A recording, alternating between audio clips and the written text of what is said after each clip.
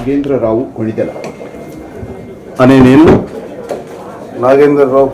అనే నేను ఆంధ్రప్రదేశ్ శాసన పరిషత్ సభ్యునిగా ఎన్నికైనందున శాసనం ద్వారా నిర్మితమైన భారత రాజ్యాంగం పట్ల నిజమైన విశ్వాసం విధేయత చూపుతానని, భారతదేశపు సార్వభౌమాధికారాన్ని సమగ్రతను కాపాడుతానని, నేను స్వీకరించబోయే కర్తవ్యాన్ని శ్రద్ధాశక్తులతో నిర్వహిస్తానని సత్యనిష్టతో ప్రతిజ్ఞ చేస్తున్నాను. నేను ఆంధ్రప్రదేశ్ శాసన పరిషత్ సభ్యుడినైన నాగేంద్రరావు అనే నేను పరిషత్తు నియమాలు కట్టుబడి ఉంటానని, వాటిని అనుసరిస్తానని, పరిషత్తు మర్యాదలను పాటిస్తానని, సాంప్రదాయాలను గౌరవిస్తానని సత్యనిష్టతో ప్రతిజ్ఞ చేస్తున్నాను.